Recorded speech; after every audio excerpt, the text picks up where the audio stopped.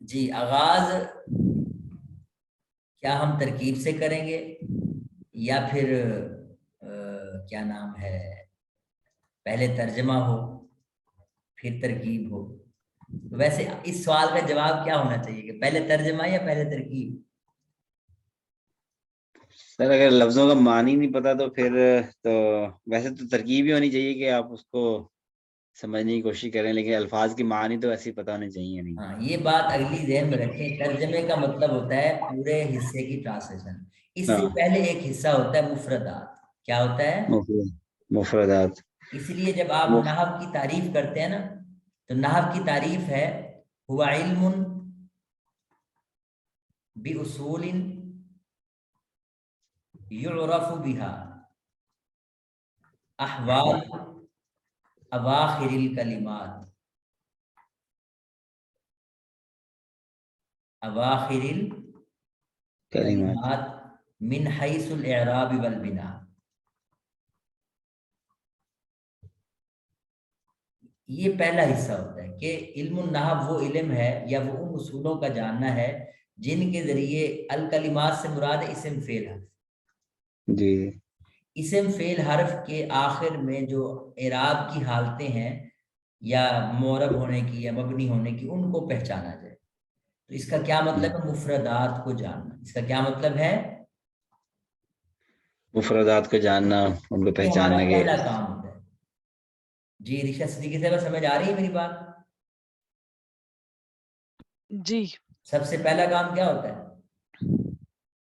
مفردات کو جاننا، مگر مفردات کو جاننے کا کیا مطلب ہے یہ نہیں سمجھ میں آیا۔ ہاں مفردات کو جملے میں جو جاننے کا مطلب یہ ہے کہ اسم ہے، فعل ہے، حرف ہے۔ یہ تو سمجھ آ گئی اب بات؟ جی آ گئی ہے سمجھ۔ اچھا اگر اسم ہے تو پھر معرب ہے یا پھر مبنی ہے۔ مبنی ہے۔ اچھا اب یہ پھر معرب مبنی کی ہم بات کرتے ہیں تو اس سے بھی کچھ نہ کچھ مفاہیم بندہ بنا لیتا ہے۔ اچھا اس سے کیا بنتا ہے؟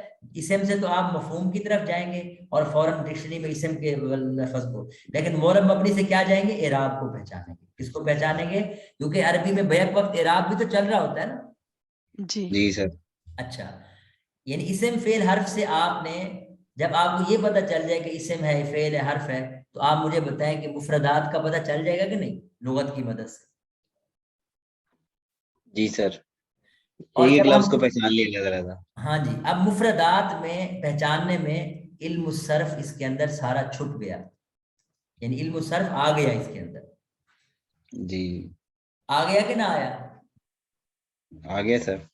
اس کے بعد اگلا کام ہوتا ہے، اور اس تعریف کا یہ پہلا حصہ یہی کہنا چاہ رہا ہے ہم سے، اور دوسرا حصہ یہ ہے کہ وکیفیت یعنی یعرف بها احوال اواخر الکلمات من حيث الاعراب والبناء وکیفیت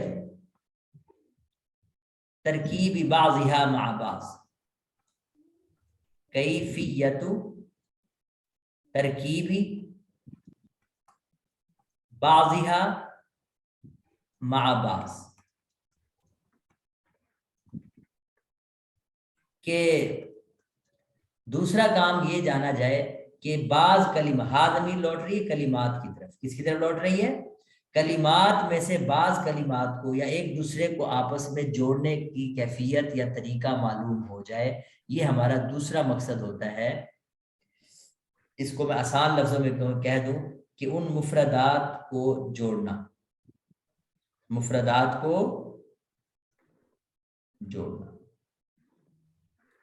اب تیسرے نمبر پہ جا کے پھر کیا ہوگی آپ کی؟ ٹرانسلیشن اور ترجمہ۔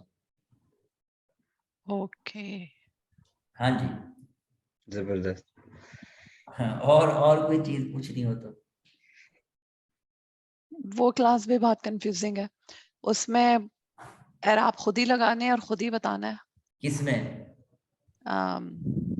حل عبارت نہیں یہ دیکھیں آپ جب نا سب سے پہلا کام ہوتا ہے اسم فعل حرف کو پہچاننا، پھر ہم وہ تو چلے ہو گیا۔ ہو گیا، اس کے بعد آپ کو کچھ اصول پڑھائے جائیں گے جن میں سے کچھ ہم یعنی چیدہ چیدہ کرنے کی کوشش کر رہے ہیں۔ ایک آپ نے اسم متمکن کا لفظ سنا ہے؟ جی سر۔ نہیں کہاں سنا ہے؟ متمکن ہوتا ہے نا इन्होंने देखिए, मैंने आपको ऐसे पढ़ाया नहीं है, मुझे नहीं याद लगता कि मैंने आपको इसे मुतमक्किन की 16 अक़साम पढ़ाई हो। ये इराब की बहस तो हमारी यहाँ से, लेकिन आप मुझे रिशा दी कि आप बताएं, मैंने आपको मरफूआत, मंसूबात, मजरूरात का मतलब बताया है? जी बताया। तो क्या मतलब होता है कि ये वो इराब ही की बातें कर रहे थे हम। किसकी बातें कर जी रहे जी थे? कि अगर हमें ये अलामत नजर आए तो ये हालत रफा में है, ये अलामत नजर आए तो हालत नसब में है, अगर कोई अलामत नजर आई तो वो समझो मबनी हो सकता है। तो वो अभी हम्म। कुछ यानी बहस का हिस्सा मैं आपको बता चुका हूँ, लेकिन जब ओवरऑल जी आप पढ़ चुके होंगे तो फिर आपको ये जाहिर है, नहव आपने अभी पूरी नहीं पढ़ी, कि पूरी पढ़ ली है? नहीं पढ़ी सर, तो पूरी कहाँ इसी पढ़ी। वजह से जब आपने पढ़ी नहीं है तो इस आप उससे इराब को अखज कर लें, इराब को समझ लें, तो ये आपके लिए भी मुश्किल होगा जब तक आप इन मोरब और मबनी की बहस को पूरा नहीं कर लेते। जब आप इन आभास को पूरा कर लेंगे, फिर आप खुद इस काबिल होंगे कि अच्छा मैं अब किसको जबर दूं, किसको पेश दूं, किस पे क्या इराब पढ़ूं, तो ये इराब खुद ब खुद आपको आएगा। यानी ये हमें नहीं बताना पड़ेगा, बस आप कवायद आपने पढ़ लिए हैं, उन कवायद को जैसे जैसे अप्लाई करते जाएंगे तो ये बिल्कुल एक जैसे एक यानी यूं कह लें कि फार्मूला होता है, फार्मूला अप्लाई करते जाएं और चीज सही होती चली जाती है चलिए इंशाल्लाह। इंशाल्लाह। चलिए शुक्रिया, ये आपने अच्छी तरह समझाया कि 1 बाय 1 क्या आएगा। इसकी भी रिकॉर्डिंग भेज दीजिएगा। चले, मैंने इसको शॉर्ट क्लिप भी बनाया है, एक हिसाब से मैं भेज दूंगा इंशाल्लाह। ठीक है जी, इजाजत है मुझे। जी जज़ाक